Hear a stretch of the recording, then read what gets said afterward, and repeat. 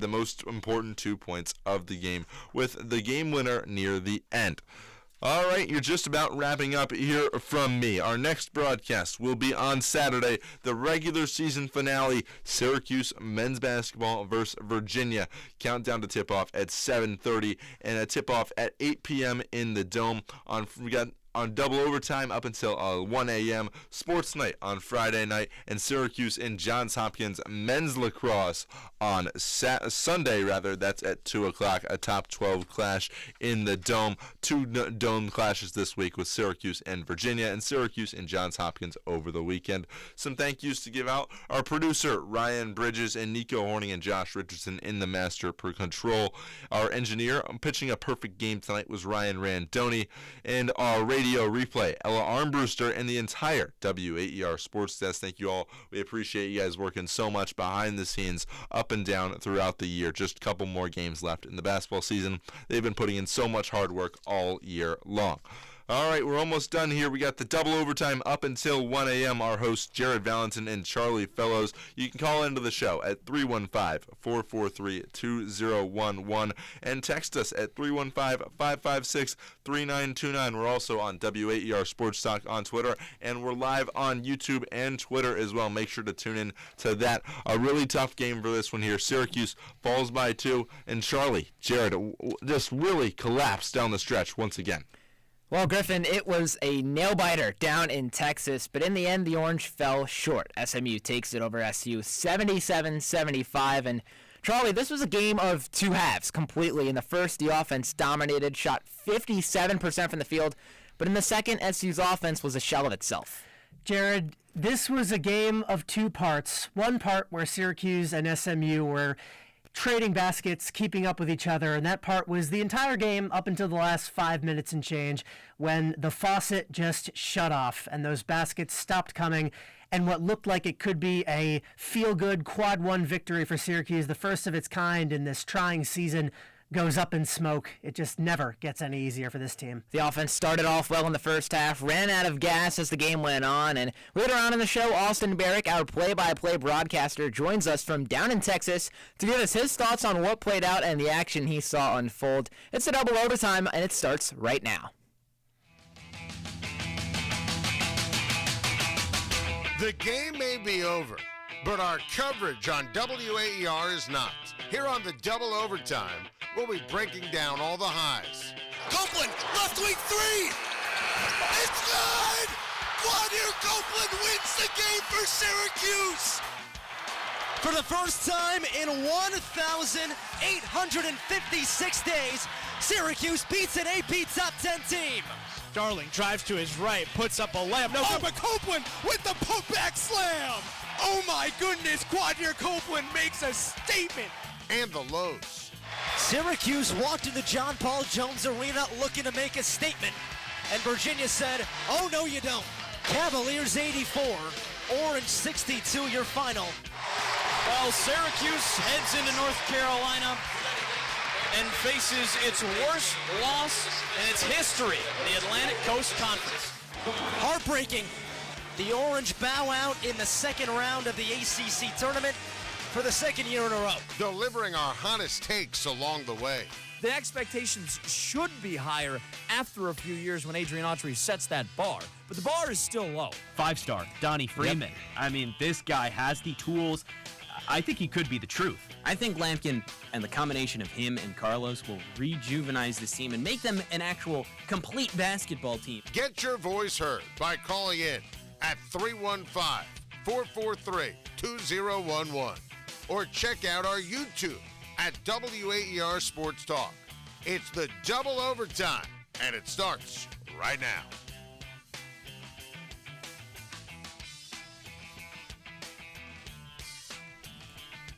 Grab your coffee, grab your energy drink, have a late night snack, do whatever you need to do to stay up with us here on WAER because it's a late one here on the Double Overtime. Jared Valentin, Charlie Fellows with you up until 1 a.m. breaking down Syracuse's 75-77 loss to SMU down in Texas. We know you have some thoughts after watching that nail-biter play out, so if you do, get at us. Let us hear your voice on the air, 315-443-2011. That's the number to call us. You can text us as well at 315-556-3929, and as always, check out our live streams at WAER Sports Talk on Twitter and YouTube all show long. Charlie, I'm just going to start right away. Lucas Taylor was not in the game before that final shot, despite having an excellent first half, and frankly, I didn't know why. Here's the thing, Jared. Lucas Taylor had an excellent start to this game, but I don't think we should start our analysis with this game by talking about what didn't happen at the end of this game. I think it's important to recognize what led to Syracuse being in that position in the first place, because this is a team that throughout this season has made its name as a team that blows leads and gets out to comfortable advantages because of hot shooting, especially in the first half, and then lets those slip away. This game was not like that. It happened a couple times that they built an advantage and it slowly got chipped away, but they were always able to fight. And whether that was Lucas Taylor, whether that was Eddie Lampkin, whether that was Jair Davis or Jaquan Carlos, anyone who had their little heater over the course of this game, the shots were always coming from somewhere. Would Lucas Taylor have given you that game winner in a situation that he has never been in over the course of his Orange career, being forced to be the guy down the stretch?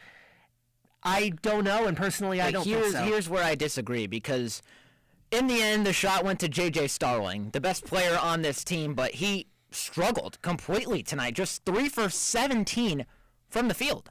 And Lucas Taylor was outstanding in that first half. 11 points, 5 for 7 from the field, was efficient, had 3 threes, which was his season high. In the first half. And when you say first half, really is the first. And it was the first 11 minutes of the first half. Minutes. He was special. He had that three-pointer after that Jair Davis steal where he was, talking to the crowd. And from that point, he basically never touched the ball again. He came out of the game right after that. He scored just 2 points and barely played over the course of the second half. Yeah, I don't have an explanation for that. And I don't understand why head coach Adrian Autry decided to bench his hot hand with Lucas Taylor having one of, if not his best game of the season. I did not understand that decision at all, and I'll go as far as to say that costed Syracuse the game. No. Because that could have given you some extra offensive output down the stretch when you needed it really badly, and instead he wasn't even on the floor to contribute. Do you really think that Lucas Taylor is the guy who's going to generate buckets in the You need to give it to the hot hand in the game. He hadn't been hot since the first quarter. Because he wasn't playing. Adrian Autry took him out with 11 minutes to go in that first quarter. That doesn't change the fact that he shouldn't have been in. Yes, he shouldn't have been removed from the game. He was dominating in the first quarter of the And then he half. didn't play. And then what happened? SMU kept climbing back.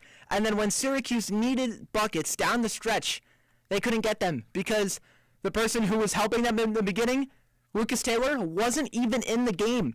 He got taken out early in that first half after Lucas Taylor was doing well, and I didn't know why that decision was the case either, because again, he had those 11 points. He comes back into the game 2 minutes later at the 7-minute mark, then gets one foul, which was his first foul of the game, and then gets taken out again and doesn't play until later in the second half. Again, no explanation for that, but I think the mistake that he wasn't even in foul trouble. The mistake that Autry made was taking him out the first time. Once you make that mistake, you can't put him back in at the very end of the game when he hasn't been hot since the first 10 minutes of the game. I don't think that's... I think what cost the Orange this game in the end was that J.J. Starling had one of his worst games for the Orange, and he is the guy who you do need to be out there. Would you rather have a cold J.J. Starling taking that last shot or a hot Lucas Taylor cold J.J. taking Starling. that shot? Every day, though. He's J.J. Starling, and that's Lucas Taylor. Come on. He's J.J. Starling, but when he's shooting 3 for 17 from the field, you can't... I don't think you can go to him in that last play because he hasn't earned it based on how he's playing that entire game. He's the leader of the team. He's the best scorer on the team. He is the only guy that you can have with the ball. Imagine if Lucas Taylor had taken that shot and he had missed, what people would have said. Why is Lucas Taylor, of all people, taking the last I would shot have been of the okay game? with it because of how he was playing in that first half.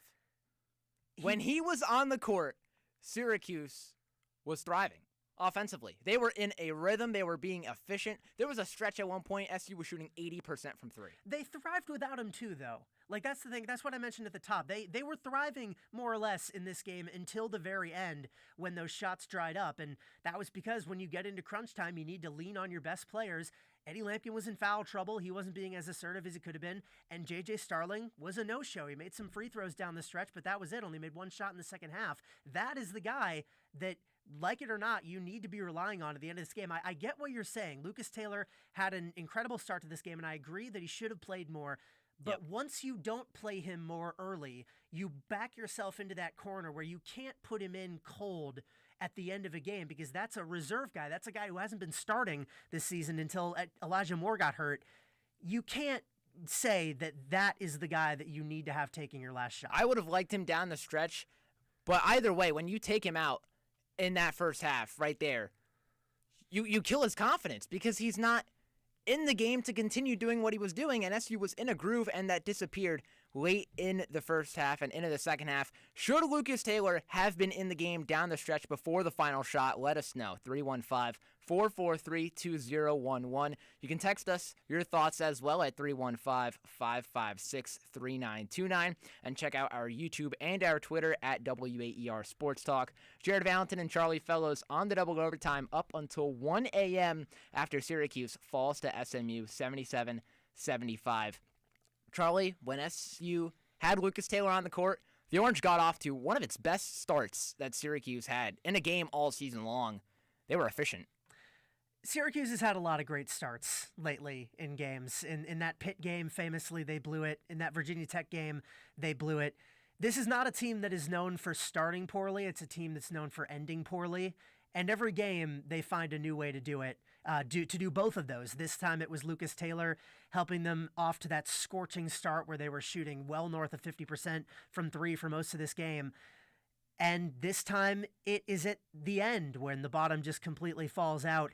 I want to say that this is just par for the course, but something about this game just felt different to me. I don't know what it was, but it's really hard for me to see this team picking themselves off the mat off a loss after a loss like this, where you are in control against a team like this in spite of J.J. Starling. Against a good team, not to mention. A team that is divisive, 0-5 in quad one, but they had not lost to a quad 3 team this season, which Syracuse is. They were 11-0. Syracuse had not beaten a quad 1 team.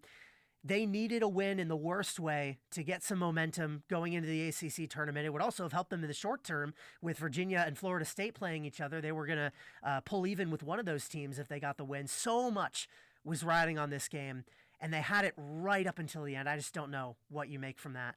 Yeah, and it's tough because like how Syracuse has had lots of good starts throughout the season, the guards, specifically Starling, but the guards as a whole have really shined at certain points throughout the year. And this was a game where the guards really stepped up and SU in turn had a great start. I mentioned Lucas Taylor already, but the 5 points that J.J. Starling had early and even in the later stages of the game, when he had those 5 total points, all of those 5 points came early on when Syracuse needed them. 16 of SU's first 18 points were from Lucas Taylor and J.J. Starling.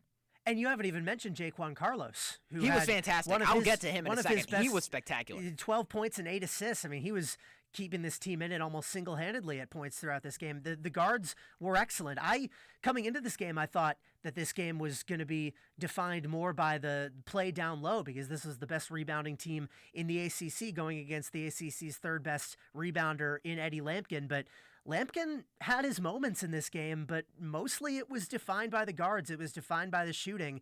Syracuse the offense has more or less been humming over the last couple games, but they just can't put it together for a full game, and they really came so close, but they just can't do it. And you mentioned how this is the best rebounding team in the ACC. In the first half, Syracuse out-rebounded SMU. 16 boards on Syracuse's front, just 12 for SMU. They out-rebounded them over the course of the game, 34-28. I mean, that does not happen to SMU very many times this season.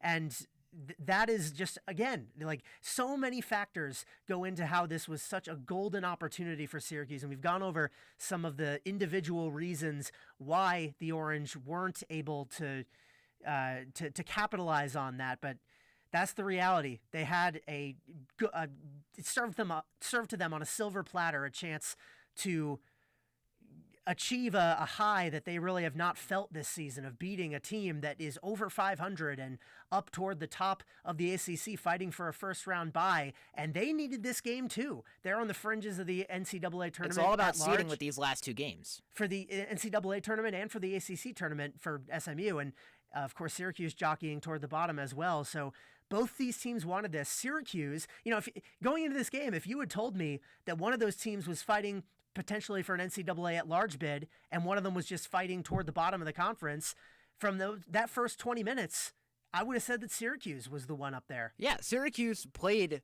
to start the game like it had more on the line than SMU did today. And you could make the case that they did, just from a purely emotional standpoint, in terms of just getting a win in the column and against a good team with just one game left to go in the regular season. I've said it so many times already because it is just that important to me going into this game, that the Orange put up a fight and played well, and they did that ostensibly, but just the way that it ended just makes me feel like this team cannot beat a team like SMU. You mentioned the last time you were on the double overtime that you wanted SU to quote-unquote do this against a real team, and to your point, like you mentioned, they did. Except they didn't win. They didn't get the result, but they played how you would have liked to see them against a better opponent. I would have preferred Starling not be Aside terrible. from Starling's struggles. That would have been great. If I don't think had been anyone all right. would have expected or wanted J.J. Starling struggles early on in the You game. can go down the numbers here. SMU spotted them 13 of 27 from free throws in this game. Not a pretty middle-of-the-pack free throw shooting team this season for SMU. Had one of their worst games from the line this season. Syracuse was great from the line until the very end. Eddie Lampkin missed a critical one that resulted in them having to play from behind. I mean, it's just these little things where they were doing so well in the first half, playing the hustle game, getting these rebounds against a much better rebounding team, forcing turnovers, getting the plays in transition. SMU forced so many Syracuse turnovers in this game, but the points in transition were still pretty close. That is a testament to how much Syracuse clearly wanted this. And yet. Yeah. Where did SU go wrong tonight? Let us know. 315-443-2011. Shoot us a text at 315-556-3929 and check out our Twitter and YouTube pages at WAER Sports Talk. Charlie, this game really begs the question, was this, at least in the first half before Syracuse ended up losing in the way that it did, was this good Syracuse or bad SMU? It was good Syracuse. Despite the loss and, everything that transpired down the stretch, I'm choosing to look at this as good Syracuse. I agree. I think they were really moving the ball. J.J. Starling, even though he didn't get his shot going, him and Jaquan Carlos both were running the point really well. They were finding open looks for their teammates. They were making threes, which this team has done, but they were getting good shots and making them, getting open threes consistently, which is not something that Syracuse has done super consistently all season. They were humming on offense. They were getting by on defense. This is a top 3 offense in the conference, so they were never going to shut them down or anything. The blueprint to win this game for Syracuse going in, it was always going to be to win in a shootout, in a high-scoring affair, and that's what they tried to do. And one of the reasons Syracuse had so many open shots, early on in the game, Jaquan Carlos. I want to give him his flowers. The man of the hour. He was fantastic. This was the best game I've seen from him in an SU uniform. 12 points, 4 for 5 from the field, 8 assists. And a lot of the assists that he had, especially in that first half, were beautiful bullet passes. One hand whips it down the court from one player to another. He gets his teammates open shots, and they drain it. Specifically, in that first quarter, this play didn't count, but still, Carlos had a pass down low to Lampkin. He whipped it down low with the right hand. Lampkin lays it up, makes it. The shot gets called back. But just the ability to find those players on SU, find them those open looks, give them those high-quality shots, and make those accurate, fast passes. I was very impressed by Jaquan Carlos today. I think I'd push back. The only part of that I'd push back is I do think he has had better statistical games for Syracuse this season. They just weren't always on a stage like this. He had, I think his magnum opus this season was against Albany, where he had double-digit assists. Of course, he had that crazy three-pointer at the end of the Virginia Tech game to force overtime, and he made another buzzer beater in this game too.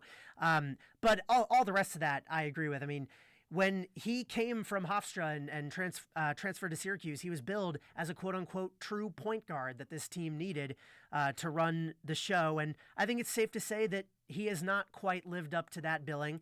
He has long stretches where he just seems to completely disappear. You forget he's out there, but you never forgot he was out there tonight. No, he really made an impact. And to push back on your pushback, I'll say this. He looked the most comfortable that I've seen him out there. I mean, the game really came to him, especially with those passes that I was talking about, those one-handed, laser-esque passes down the court. I mean, that I haven't really seen a lot of that out of him this season, and he played like he was just the most comfortable player out there on the court tonight.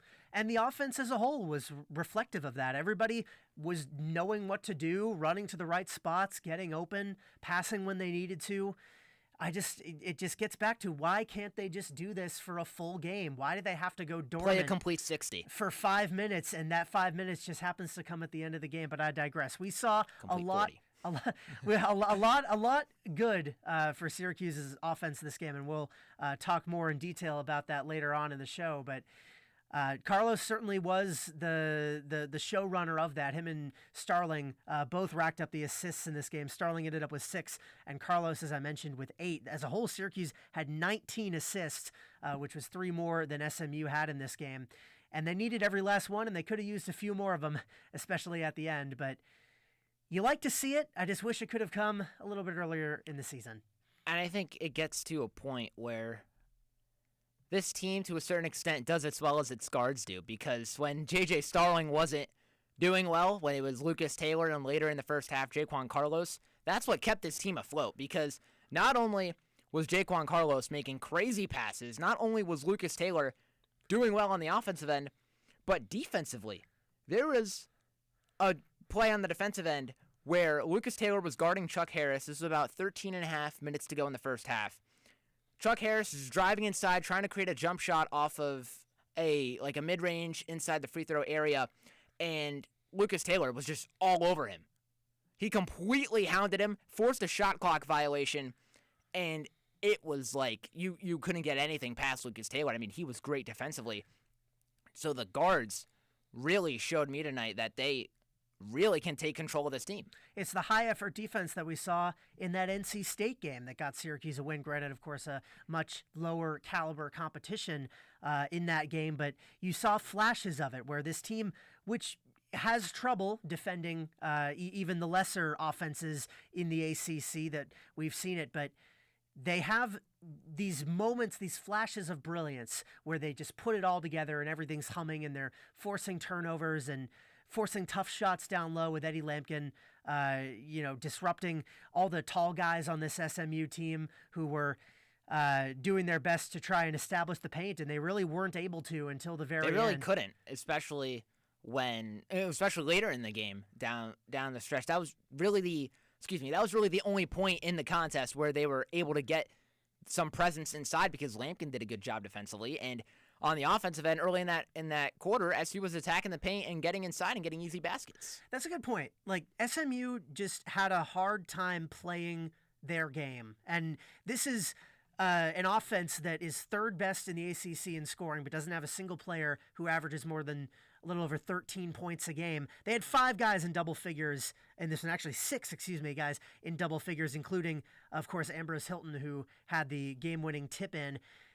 That part of their game they were able to establish, but this is a team that plays from outside the arc a lot. They're the third best three-point shooting team in the ACC. They only took 4 in this game, which tied the fewest that Syracuse, or they made 4, they took 11, which ties the fewest made threes that Syracuse has allowed in a game all season.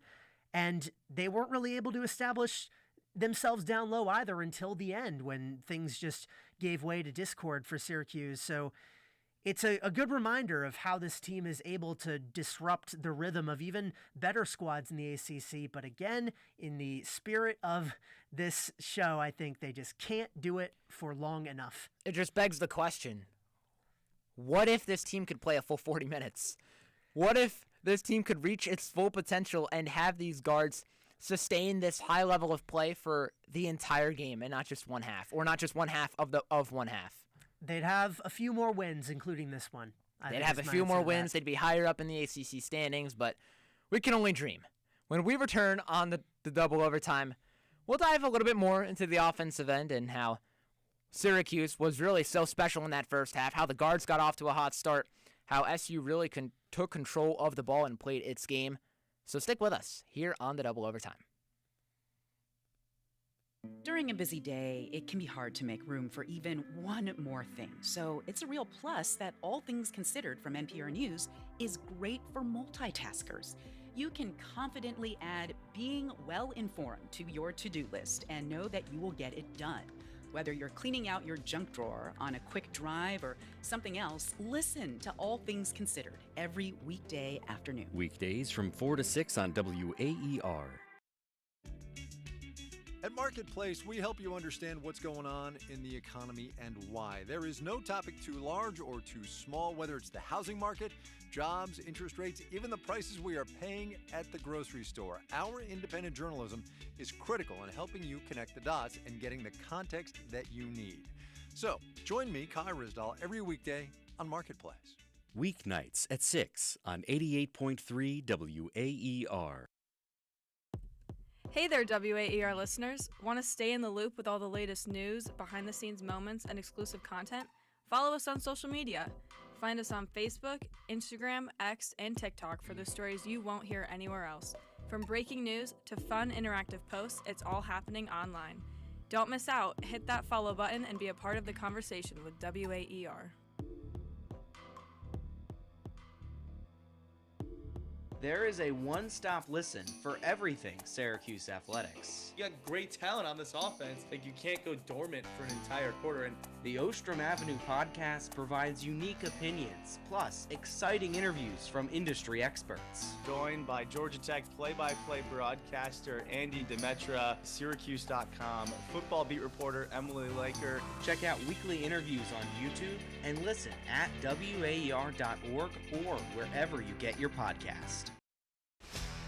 Thanks for listening. We hope you're enjoying this WAER sports broadcast. Our sports staff goes where the teams go, home and away, and prepare for days before each game broadcast. Our talk show and podcast hosts analyze games, pore over stats, and keep up on sports trends. These and many behind-the-scenes opportunities are made possible by listener donations. So if you're a fan or an alum, donate to keep our sports legacy strong at WAER.org and click donate.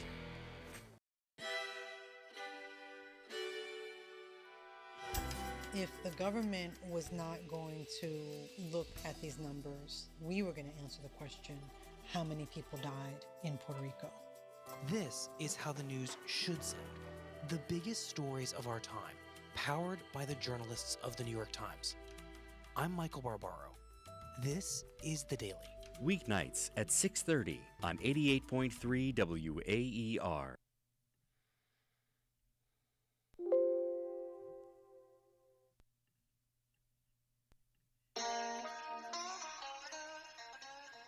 Carlos the other way for the Cuse. Kick out. Taylor, another one on the way. Oh, yeah, you betcha.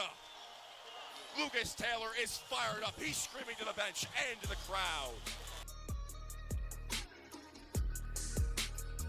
We're burning the midnight oil here on our Ostrom Avenue studios for the double overtime. Just past midnight and no signs of slowing down anytime soon. Charlie Fellows and Jared Valentin here with you, breaking down a 77-75 defeat snatched from the jaws of victory by SMU at the expense of Syracuse. We want to hear from you. Anybody who is still up and listening to us, we appreciate you first off, but join into the conversation. We would love to hear the thoughts of the people. Call in at 315-443-2011 or shoot us a text at 315-556-3929. We're active on Twitter and YouTube all show long at WAER Sports Talk as well. Jared, we alluded to it a bit during that past block about Syracuse's offense humming along so well over the course of this game, and I just think it's all the more impressive that they did it in spite of their best offensive player, J.J. Starling, who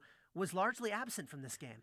Yeah, this was flat out one of the best first halves that I have seen from the Syracuse team. I'll go through some of the percentage numbers really quickly in that first half. Syracuse, 57% from the field, 54% from three, and 83% from the line.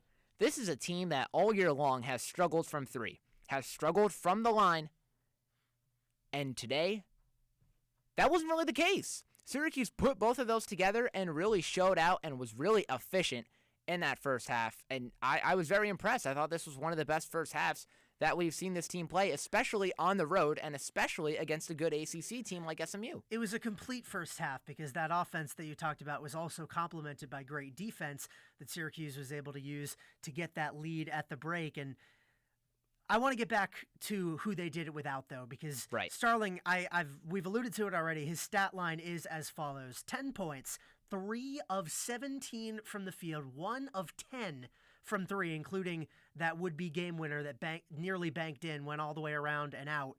Not exactly the picture of efficiency you talk about. Not at all. That Syracuse was having. He was finding other ways to get involved, had 6 assists in this game, also 4 rebounds, which is definitely up there in terms of his totals this season. Only 2 turnovers as well.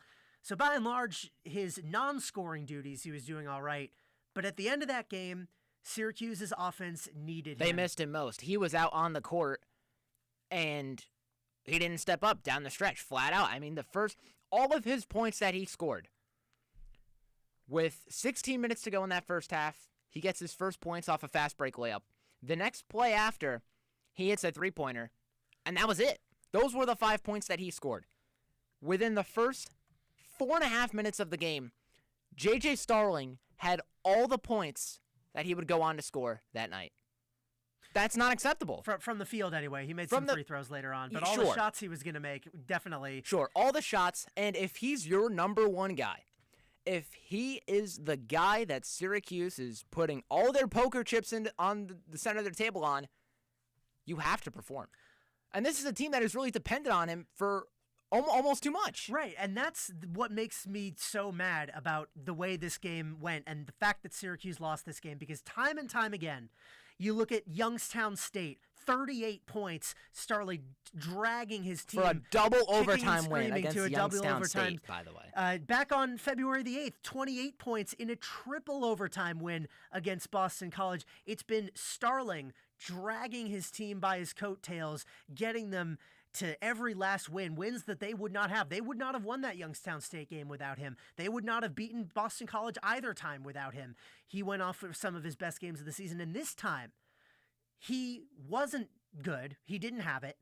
And the team played well anyway, and it just wasn't enough. It really is true that this team cannot win. They don't have it in him if Starling is not on. And it really frustrates me that he did not play well, because everyone else to some degree on this team stepped up. Lucas Taylor, 13 points. Jaquan Carlos, those 8 assists. He was fantastic. Eddie Lampkin, 10 points, 9 rebounds. He was effective. Chris Bell. Lampkin needs to do more. 11 points. So the team, SU had 6 players in double figures, including J.J. Starling, who ultimately got to 10 points because of 3 free throws and 3 field goals. But he needs to play better. He needs to play better when other people are finally stepping up around him, because he has played well when the rest of his team hasn't.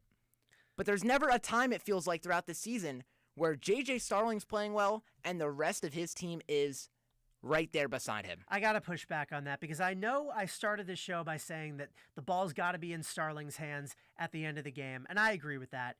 But could one guy make a shot down the stretch of that game for 5 minutes and 12 seconds? Well, we talked about this earlier. The one guy who wasn't, or who was making shots, wasn't even in the game. Well, but 4 other guys were, and all of them could have been making shots. Why can't Peter Majstorovic make a shot in the clutch? Why can't Jaquan Carlos be that guy? I mean, like, it's got to be someone. J.J. Starling Right. can't do everything. When he takes I don't want to say takes a night off. Obviously, he was trying out there, but the shot wasn't falling.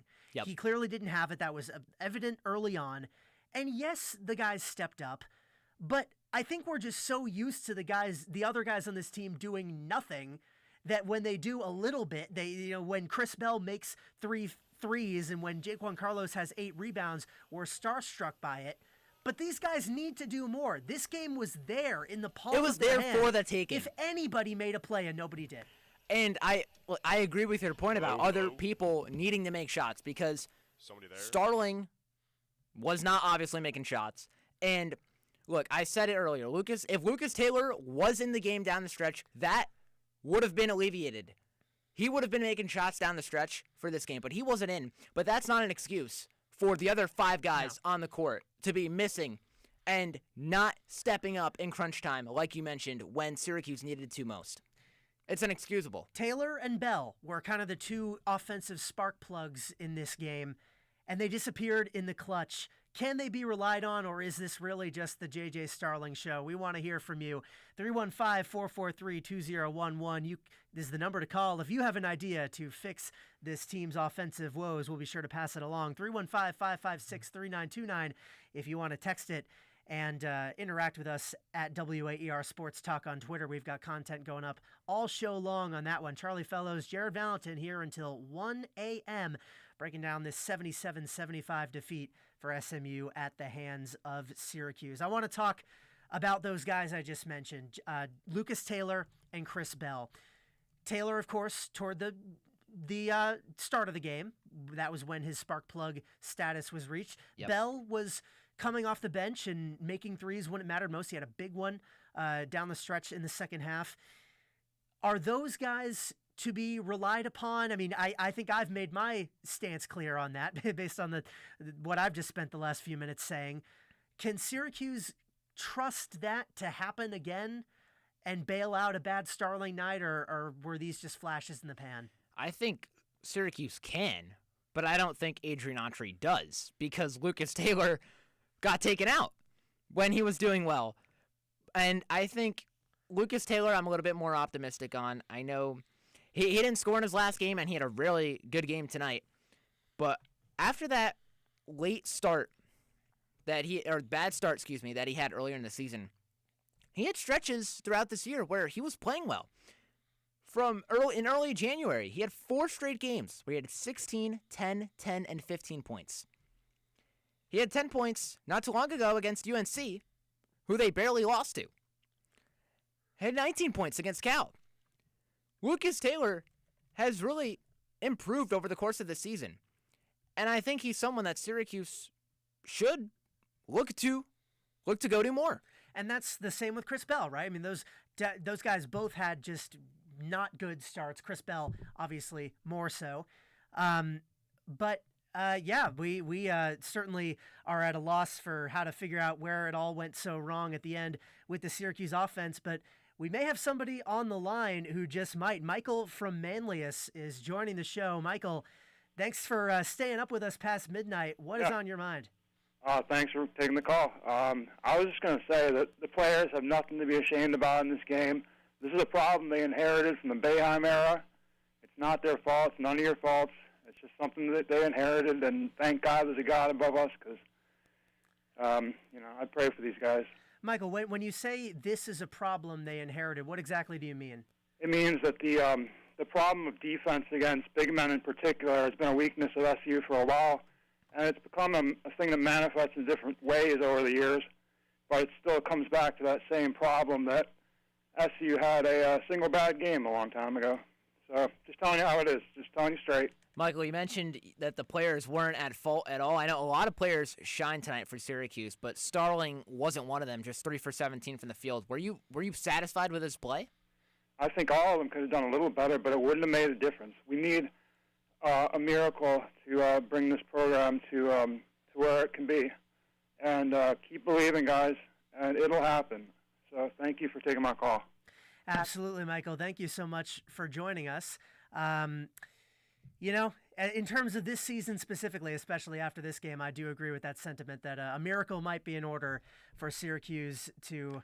I mean, when you have a performance like this and you still lose, I think, especially what transpired down the stretch, I think a miracle is exactly what's in order. And a miracle might manifest itself in guys like Taylor and Bell playing like how they did tonight for 3 or 4 games in a row. I mean, that's what it's going to take. If these guys are on it all game long, like they were for part of the game today, does Syracuse put up a fight against some better teams in the ACC? I mean, they certainly would have beaten SMU tonight if they had, but at the same time, SMU is clearly a tier below those teams at the top of the conference. I really think tonight's loss really came down to one of two things, and I think Syracuse wins this game if, one, like I've been saying, Lucas Taylor comes in, but also if J.J. Starling just hit a couple more shots. And that's why, I mean, you can't... And that's how close SU was to pulling off this upset. Just and one more shot. Right. If he had shot 2 of 10 from 3, they would have won this game. Yeah. And he still would have played terribly, but it would have been enough. It would have been enough to scrape by when almost every other player, this is the point that we're at now, when almost every player on the Syracuse team steps up, but your best player doesn't, and you lose by 2. When one player doesn't step, still lose. Here's what I will say, though. You talk about that's players the point that we're at. Stepping up. I mentioned this in passing when you were listing off the stats. Eddie Lampkin, we need more from Eddie Lampkin in this game. You need more if you're Adrian Autry in Syracuse. 10 points, 9 rebounds. Yes, you're playing against the best rebounding team in the ACC. 4 fouls as well. You got to play better than that. You got to at least get a double-double. You got to be involved. Syracuse was drawing fouls consistently over the course of this game. The guy you feed it to when you need to get to the line is Eddie Lampkin. He gets to the line at the end. He misses that critical free throw towards the end of the game, but only ending up with 10 points. He only took 4 shots in this game. And I think, to your point, Eddie Lampkin could have been used a little bit more in the pick and roll. Early in the game, I mentioned this play earlier, even though it didn't count, when I was talking about Jaquan Carlos, how he had that beautiful pass. It was to Eddie Lampkin, who had set a screen and then rolled inside the paint, and he was left wide open because SMU's defenders double-teamed Jaquan Carlos, and he made that extra pass to a wide-open Eddie Lampkin who had it inside. He made the layup. Granted, the shot didn't end up counting, but that was an area where Eddie Lampkin was getting early shots and good looks early in the game. And I'll say this. That didn't really happen a lot down the stretch. He was pulling his weight in the first half. I will say that. He had a great sequence where he and the SMU center, Yigatolu, were jawing at each other slightly. Yigatolu sort of shoved him, and he went flailing backwards and ended up getting 2 free points for Syracuse out of that play. You know, it was those heads-up hustle plays, which I guess that would go under hustle play, a different kind of hustle, I guess, if you know what I mean. But that Syracuse was on in the first half that just didn't really translate, and Lampkin's play didn't either. SMU, they are a strong paint presence, 2 of the best rebounders in the ACC, and Yigatolu as well as Cross, the center, who also played very well. But Syracuse has to find a way around that, and Lampkin has to be involved in that, and he just wasn't. And I think he was a little bit early on, but then as the game went on, when Syracuse needed anybody to score, he wasn't there. I mean, the first 2 plays of the game, when Lucas Taylor hit that 3, the play after, when SU had the ball again, Lampkin had a wide-open layup, and that put SU up 5-0 early in the game. He was getting those looks that you're wanting to see from him. He is the quintessential get-out-of-jail-free card on a night like this, where your best offensive player doesn't have it. You just feed him down low, give him just a sheer volume of shots. He'll get some of them blocked. He'll get some of them stripped. He'll get fouled. He'll miss some free throws, but he'll also make a lot of them. That's something we've seen time and time again this season, just the volume of touches that he gets down in the paint. It winds up being a net positive in the end. And I really wish that they had tried that out a little bit more. Because he only had 4 shots, so you would have liked to see more shots. I think from what him happened as well. is they got spooked because they had so many steals. SMU had 12 steals in this game, and Syracuse only had 1. And I think Coach Autry just didn't want to give SMU any more free possessions. They didn't want to risk it by feeding it down in the paint, and they wanted to take their chances, keep shooting threes. And as it has been time and time again this season, that did not end up working out. So I get it in a vacuum, but I do wish, especially at the end when the offense just completely dried up, you're just throwing stuff at the wall, hoping something sticks. Lampkin, chances are he's going to, and they just didn't find him.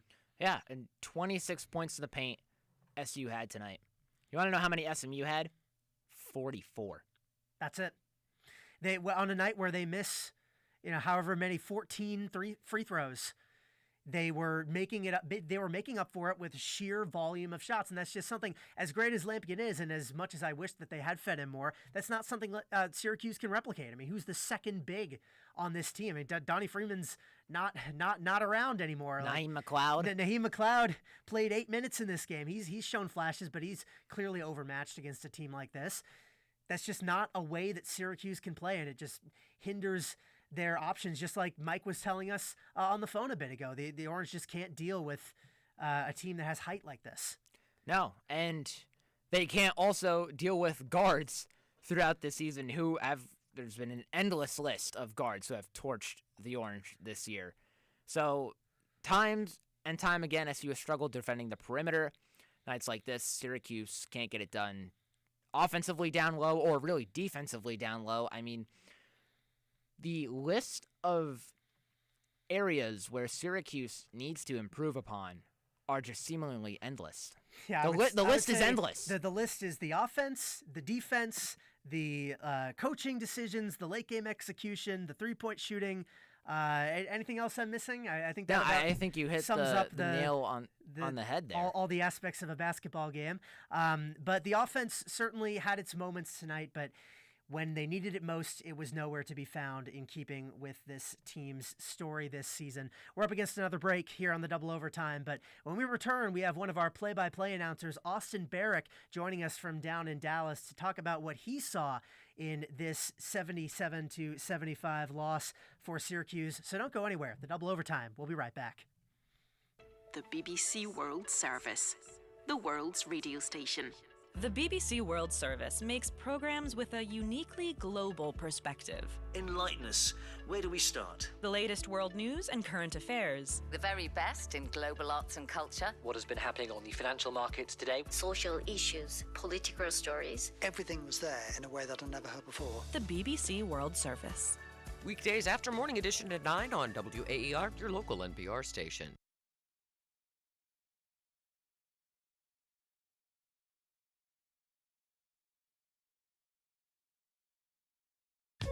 I'm Deepa Fernandez. Doge is making cuts to the IRS at the height of tax season. The Trump administration has fired workers who audit the super rich and big corporations. A former IRS commissioner says when you hamstring the IRS, it's just a tax cut for tax cheats. Next time, Here and Now.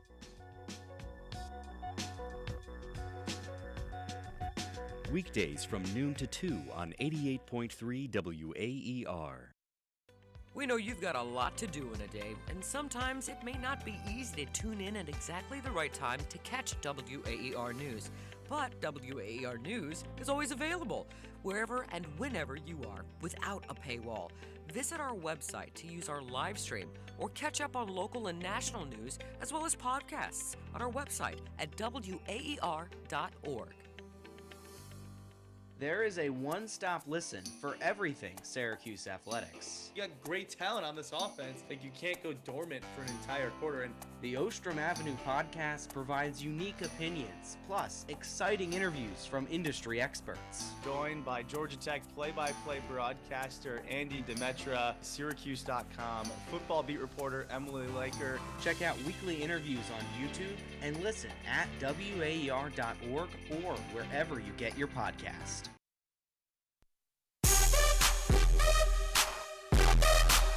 Hands it back off to Edwards. Thinks about a three. Kicks it straight away, Oquendo. Ready dribble down the paint. A foul in the basket. Cario Oquendo doesn't care about the contact. It's a late one here on WAER's Double Overtime. Jared Valentin, Charlie Fellows with you after Syracuse comes up short in a 77-75 loss to SMU down in Texas. We've talked the offense. We've talked a little bit about the defense. But now we're here to welcome a third member of our crew. So if you have any more thoughts about tonight's loss, get them out. Let us hear your voice on the air. 315-443-2011. That's how you call us. 315 556-3929 is how you text us, and you can interact with us on YouTube and Twitter at WAER Sports Talk. We're now joined by Austin Barrick, one of our play-by-play broadcasters. He was down in Texas calling the game. He saw all the action unfold. Austin, thank you so much for joining us. Of course, guys. This is a thrill. This is tremendous stuff. It's an empty, moody Coliseum right now, for the most part. Andrew Sullivan is making his citrus donut, Mr. MMJ, today. We got some people, sweeping out the popcorn in the stands. Looks like Tibet Gorner is posing for a picture for his senior day stuff. I just saw Cario Oquendo with his family posing, take a picture on the other side. Great game for him, by the way. Yeah, I really like this game, but it's fascinating how this place about an hour ago was so raucous, and of course how sports work, it's suddenly pretty empty. I want to start off with one of the most jarring decisions of this game, I thought, and it was the fact that Lucas Taylor was not in the game down the stretch before that final shot. I mean, he had what was a great start to the game in the first 10, 11 minutes with 11 points and 3 threes, and then when Syracuse seemingly needed him most, he wasn't there, and I really thought that he should have been. Right, I agree. And this was probably the third or fourth question of Adrian Autry's press conference. He was asked by, I believe, an SMU reporter, like, Taylor, the great start, what happened, why was he not out there? And Autry firmly and swiftly and efficiently answered, Chris Bell was playing better. I liked how Chris Bell was playing, so Chris Bell was playing. And I thought Bell had a nice game. He did. He also had 11 points, but how Taylor started that game, man, you got to let that hot hand ride. You just do. I mean, you don't get a lot of Lucas Taylor breakout games, and his ceiling is definitely capped. I would say Taylor's ceiling in a game is more limited than a Chris Bell ceiling game. Just think back to that Pittsburgh game two weeks ago. But, man, Taylor was feeling it, dude, and he was feisty. He was all over the court. He was making plays, yelling to the crowd. I would have enjoyed more Lucas Taylor minutes. I'm right there with you, Jared. Yeah, Austin, that answer from Coach Autry is alarming. I really don't understand that at all. I mean, sure, Chris Bell was playing well. He was making threes, but I would first posit, why not have both of them out there? They're both playing well. They're both knocking down shots. Thinking. You need points however you can get them. Jared and I talked at the top of the show about whether or not Lucas Taylor should have been in the game at the end, and I said no because he was so cold from having been taken out so long ago. But I do believe that I can't find an explanation for why. I mean, sure, if Chris Bell's playing well, you let him play that out. But why do you only play him for, 6 minutes in the second half? You take him out after your first foul? I mean, that's inexplicable. It is, I guess. Autry has had some of these situations this season. We have harped on this program about the Elijah Moore minutes disappearance. And Taylor is different. He's a senior, not a freshman like Moore. And even when Donnie, remember him, guys? Remember when Donnie Freeman was playing? Once upon a time, right? Yes. Sometimes he would take Donnie out for some of these second-half stretches. I think if I had to try to get into the mind of Adrian Autry, the season has been so unfortunate in many ways that whenever he does see his team get on a little bit of a roll, he just wants to keep those guys out there, even if it might not be sustainable. And, maybe sometimes a guy like a Lucas Taylor in a bright spot for him, maybe he just goes by the wayside. It's a feel-out process, and I do want to give Autry the benefit of the doubt because he knows way more basketball than I ever will, right? But you are a more understanding man than a lot of people. I admire it. Yeah, and look, I know it's not necessarily our job to be like, you know what, I agree with everything Adrian Autry does, right? But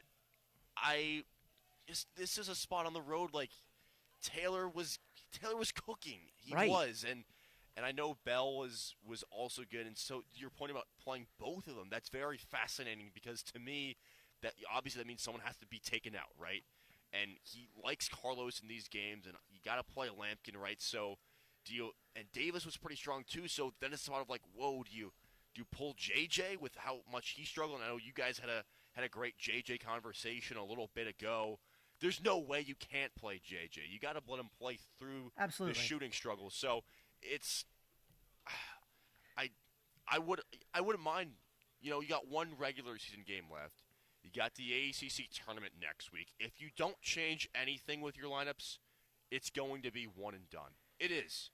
And the rhetoric of, I like how he battled, I like how the guys competed, and while that might be true tonight and on Saturday, its losses and the frustration is so evident out of Autry, change something up, because if it's the same stuff, you will go home in one game in Charlotte. Well, you talk about trying to get inside of Coach Adrian Autry's head. And I'm going to ask you to take another trip in there, because the end part of this game, Syracuse gets the ball with 2 seconds left, down 1, with a timeout, doesn't call it. What happened there? That one I don't mind. He took the reporters through the situation in the postgame press conference. He said he told his guys, all right, we anticipate there's going to be some ball screen. Jake Juan Carlos told us after the game he knew it was going to be to Boopy Miller. And Autry told his guys, when the shot goes up, hit somebody and crash the glass. Hit somebody and crash the glass. And obviously that did not happen. And I know I did the Derek White Game 6 reference, Charlie, Jared. I'm sure you guys would like that one. But bastardizing, one of the greatest moments of my Celtics fandom, but sure. Fair. Just the first thing I thought of, I guess, and I was like, whatever. But it was an apt comparison. In that moment, don't allow the defense to set up. And look, JJ got a good shot off. He got a good shot off. So I think the result speaks for itself. And if you allow SMU to set up in that 2-2-1, or maybe they go to man for a last-second situation, I don't believe you get as good of a shot off, which is, kind of crazy. But JJ has the speed. We know that. He can cross over it. It's exactly what he did in those chaotic situations. And guess what, guys? Another thing from postgame, Andy Infield was the first person to talk, and he mentioned not once but twice how Keon Ambrose Hilton, the guy who made the tip-in, he thought the game was over. He was joking how Hilton was going to the crowd to sign autographs, not knowing that there was time left. So Syracuse was playing a 5-on-4. So that's part of the equation with these last-second situations. A team scores, they're going crazy. One guy's out of the play, and you have an advantage. You have a numbers advantage. You can create a shot where the defense is not set up. And so I agree with Autry not calling a timeout in that spot. It looked good from our angle, guys. It was a good-looking shot, and it just missed. Should Syracuse have called a timeout with 2 seconds to go in the game? Let us hear your thoughts. 315-443-2011. That's how you can call us. You can text us as well at 315-556-3929. And check out our YouTube live stream and our Twitter live stream at WAER Sports Talk. Jared Valentin, Charlie Fellows, and Austin Barrick with you on the double overtime up until 1 a.m. I guess I can see where you're coming from, Austin, with the timeout, but I still think that Syracuse should have called it, because at the end of the day, you have to go up still the full length of the court, and just two and a half seconds is not a lot of time.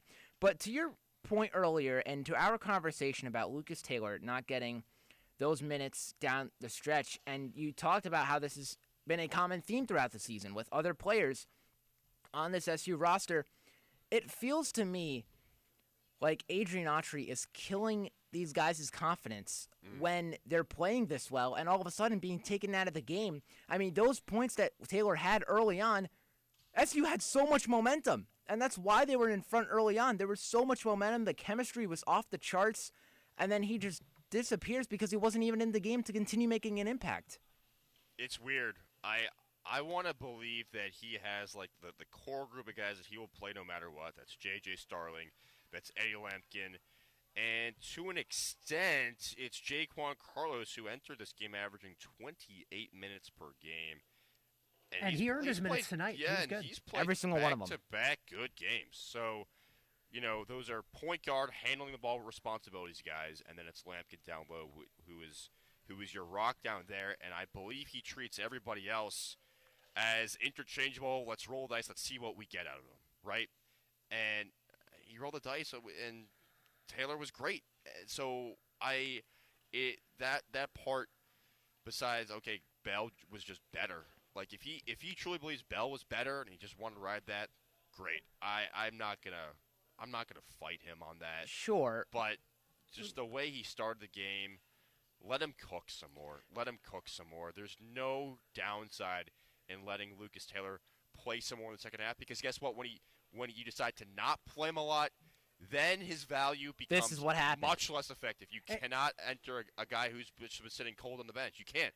In a situation like this, when the crowd's finally getting into it, you can't insert a player who's been watching the entire time. And that's the key here. I mean, Syracuse had a chance to knock off an opponent of a caliber way above anyone else. And really end their season. Like, Syracuse, if SMU lost this game, like, dunzo, wraps. They were going to have to fight through the ACC tournament just like Syracuse is going to have to do.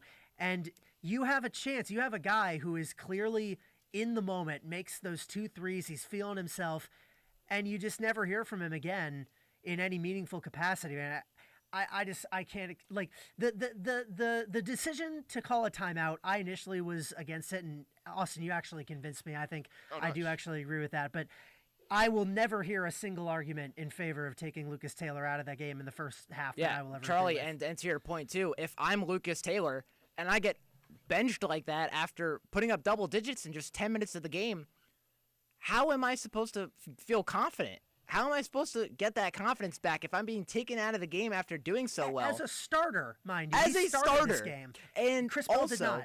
I'll go a little bit on the bigger picture side of things here.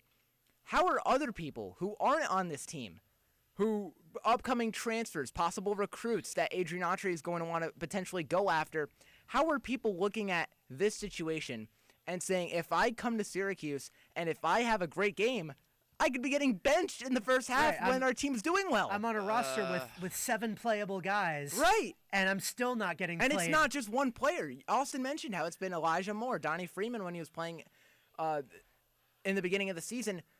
So how, if I'm an outsider looking in, how is that supposed to make me feel good about myself?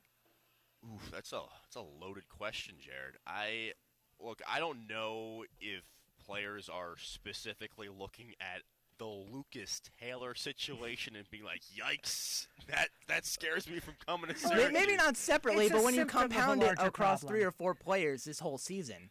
Right. It's a.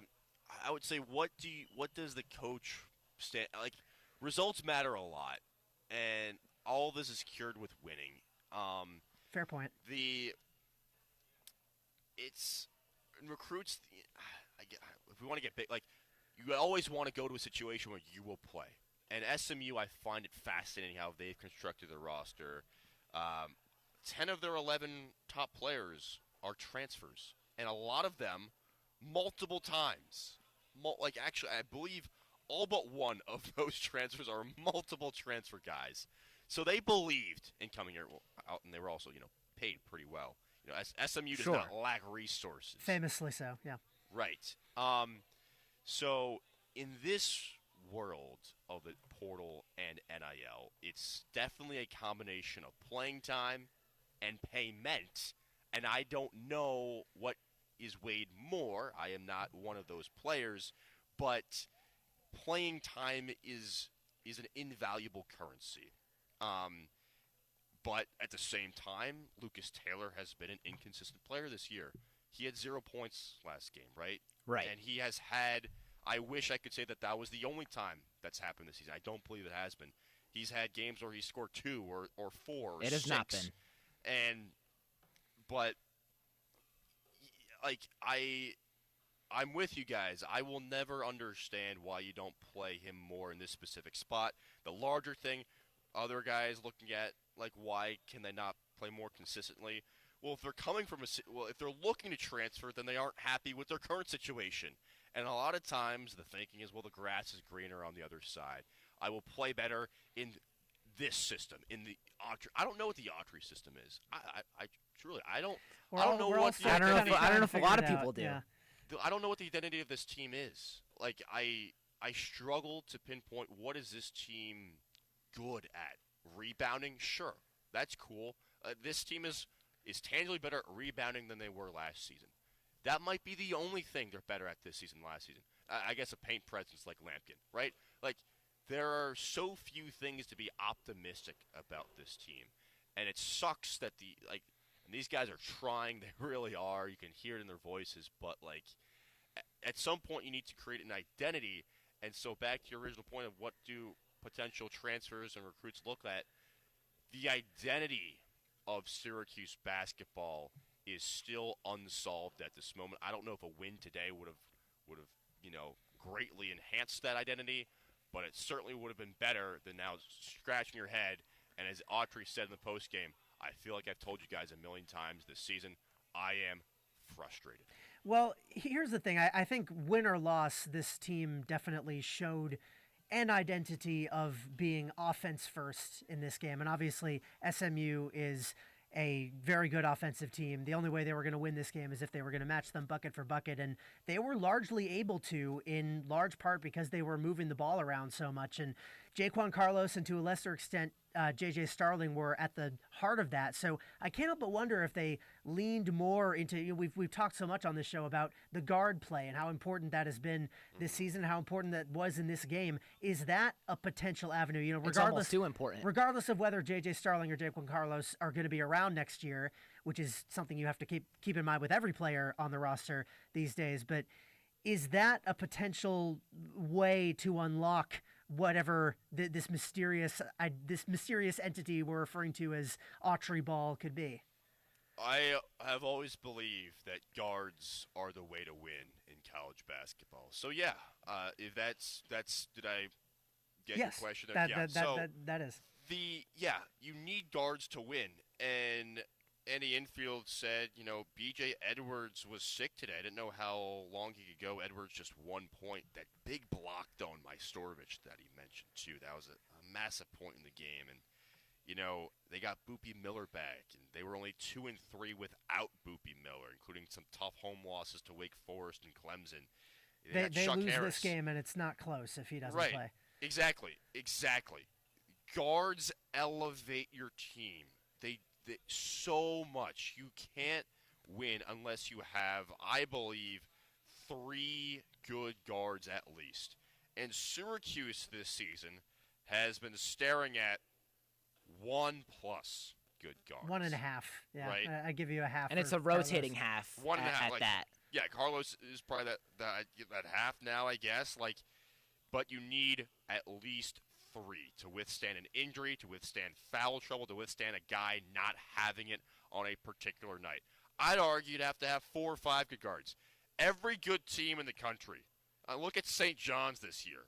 I mean, Duke has so many guards. I know Auburn lost tonight at A&M, but they got great guards. Denver Jones, Todd Pettiford. Every great team needs to win with guards. And centers are good as well, but the guards, it's just there's something about it in college basketball where they take over down the stretch. The shot making, the ball reversals, the being active on defense, that is the identity.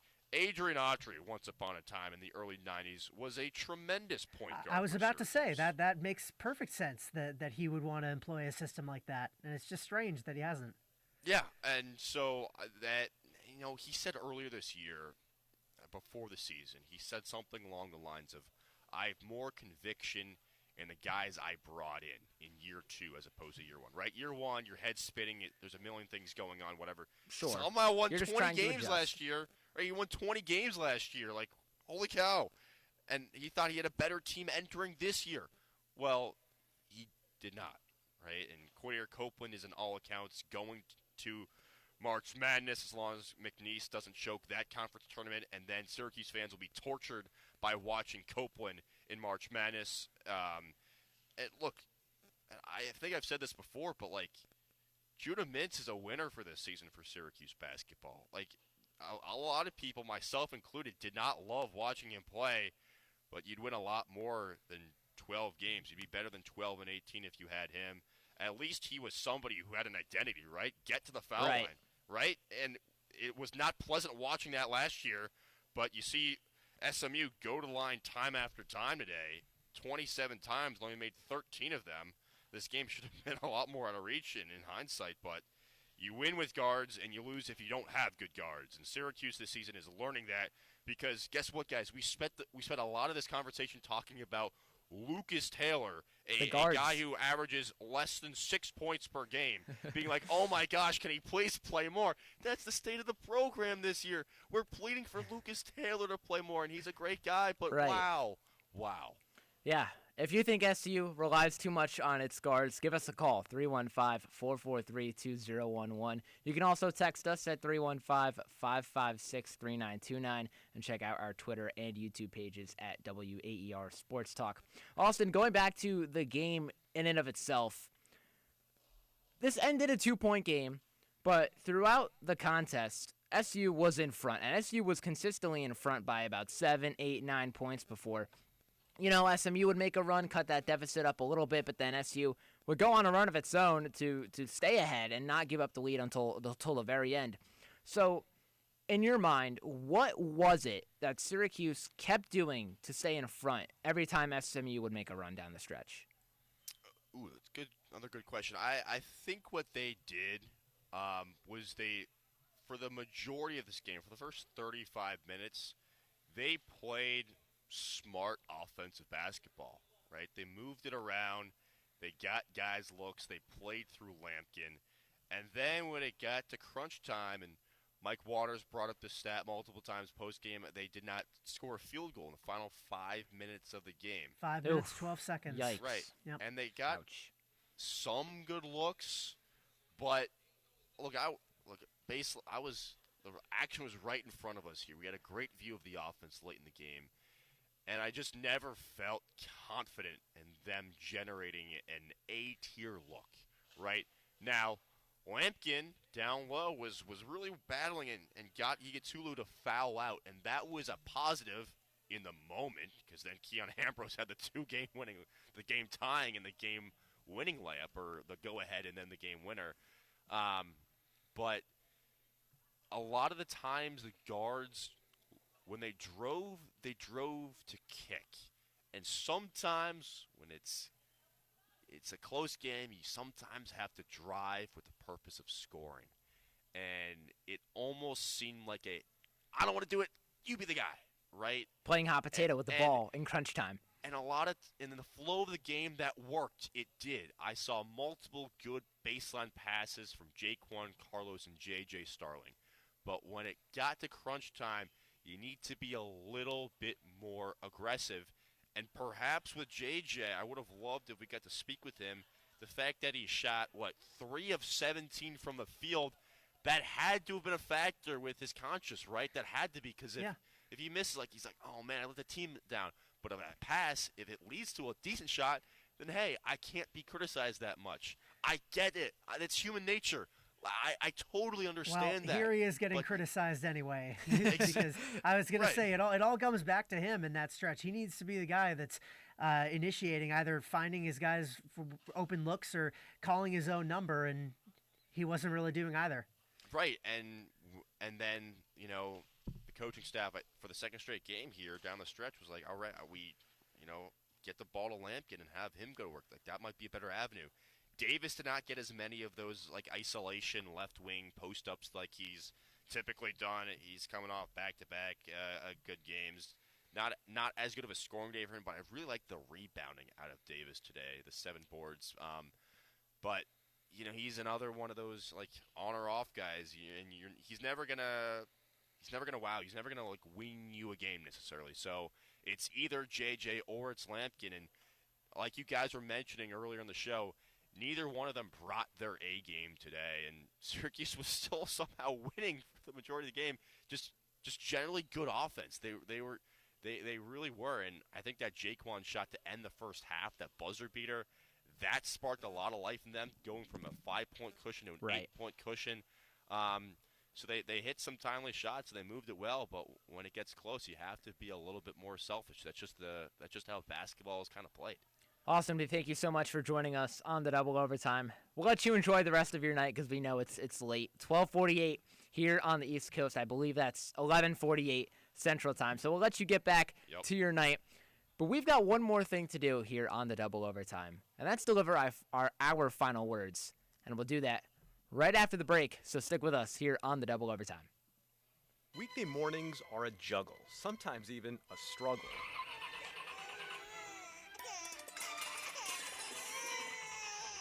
Morning Edition from NPR News eases you into your day and keeps you company through the chaos of a busy morning. Hear interviews that give you context on the day's biggest stories, along with reporting and updates on the latest breaking news. Stay on top of the world with Morning Edition every weekday. Weekdays from 5 to 9 on 88.3 WAER. I'm Deepa Fernandez. Doge is making cuts to the IRS at the height of tax season. The Trump administration has fired workers who audit the super rich and big corporations. A former IRS commissioner says when you hamstring the IRS, it's just a tax cut for tax cheats. Next time, Here and Now.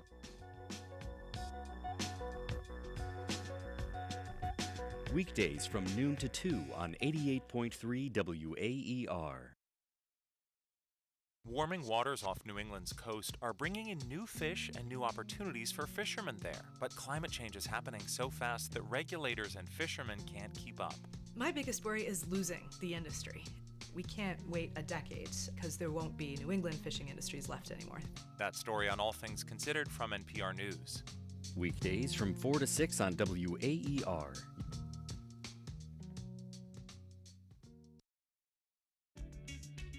At Marketplace, we help you understand what's going on in the economy and why. There is no topic too large or too small, whether it's the housing market, jobs, interest rates, even the prices we are paying at the grocery store. Our independent journalism is critical in helping you connect the dots and getting the context that you need. So, join me, Kai Risdal, every weekday on Marketplace. Weeknights at 6 on 88.3 WAER. Hey there, WAER listeners. Want to stay in the loop with all the latest news, behind-the-scenes moments, and exclusive content? Follow us on social media. Find us on Facebook, Instagram, X, and TikTok for the stories you won't hear anywhere else. From breaking news to fun, interactive posts, it's all happening online. Don't miss out. Hit that follow button and be a part of the conversation with WAER.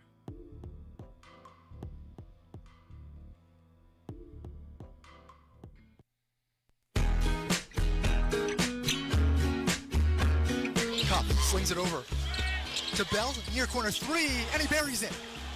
Chris Bell, his third three-pointer of the game. Glimpses of what could have been that Kyle Cuffmake and many more like it in this 77-75 defeat at the hands of SMU for Syracuse men's basketball. We're nearing the end of our double overtime show here. Charlie Fellows and Jared Valentin inside our Ostrom Avenue studios, but we've still got 10 good minutes left in us, and we are going to make the most of them. If anybody is still listening out there, we appreciate you, and you'll get to hear the best part of this show, the final words, the thing that it's all been leading up to. I'll go first.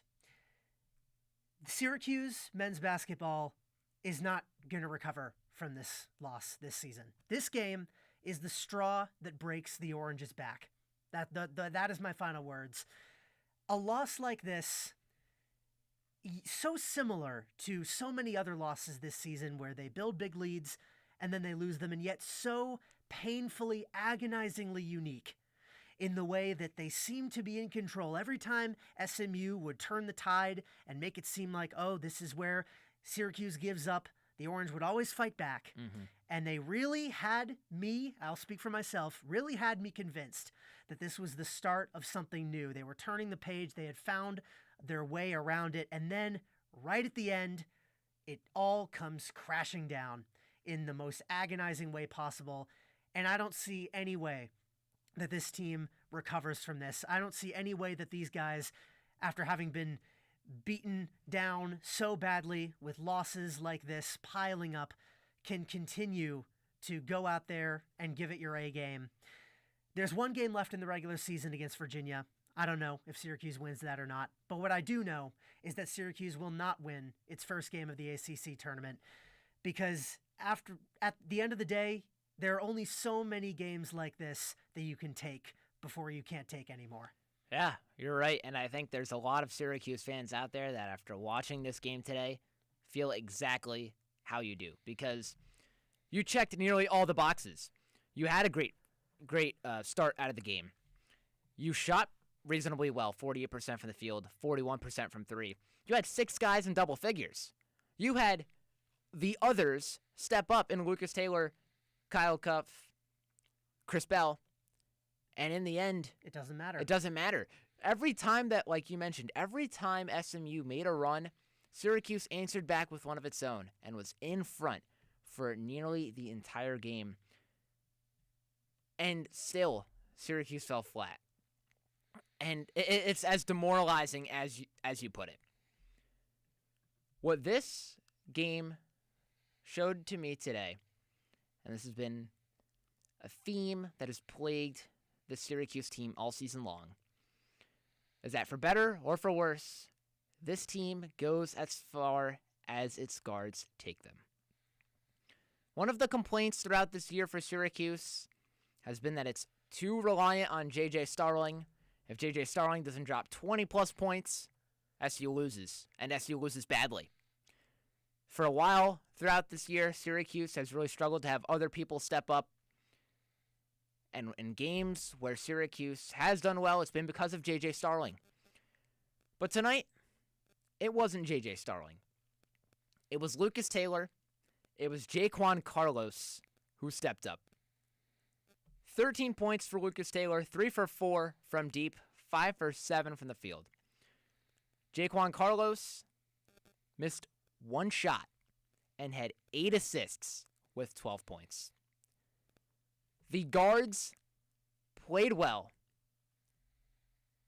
2 out of the 3 did. J.J. Starling, still 10 points, but wasn't efficient. And SU still lost. For better or for worse, this program right now is too reliant on the play of its guards, and we saw that tonight. And as we were talking about with Austin in the block before, that can be, like you said, for better or for worse when the guards are properly equipped to navigate a team through a lean stretch at the end of a game like this and get buckets however you can find them. But the guards on this team, as great as J.J. Starling is, as electric as Lucas Taylor can be, as sure-handed as Jaquan Carlos was in this game, they don't have the juice. They just don't. The guards aren't the whole team. There's forwards, there's centers, so you got to have other people step up. You can't just rely on one guard throughout the whole season. 2 guards in a given game, you got to have other people step up, and that didn't happen today. And they need to be in charge of getting those guys in a position to step up. Eddie Lampkin should have been getting more feeds. Jair Davis should have been getting the ball in the post more.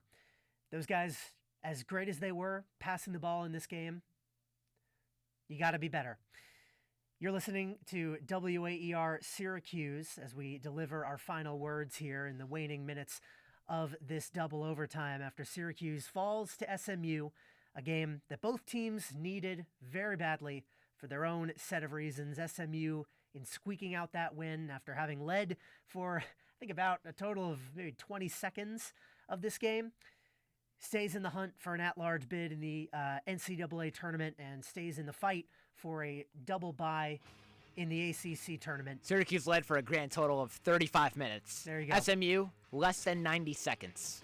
I was pretty close. And in the end, the SMU gets the win. And Syracuse, of course, still stays jockeying in its fight to clear a few of the other teams that it's stacked on top of at the bottom of the ACC. And one of those teams is Virginia, with whom Syracuse squares off this Saturday, March 8th at 8 o'clock. That's when tip-off happens. So we'll have McClure Remodeling countdown to tip-off at 7:30 and the double overtime for that game going until midnight. Of course, that'll be senior night, the last game of the regular season for Syracuse, one that many fans would like to forget, but at the same time are waiting to see just a glimpse of hope that maybe this team might have the juice to keep playing after round 1 of the ACC tournament, which of course will come next Tuesday. We don't know the exact time, but when that happens, we of course will be carrying that on our WAER airwaves, and we encourage everybody to come and listen in. Some thank yous to hand out from this edition of the Double Overtime. Our producer, Shrikar Rajendran, our amazing engineer, Alex Burstein,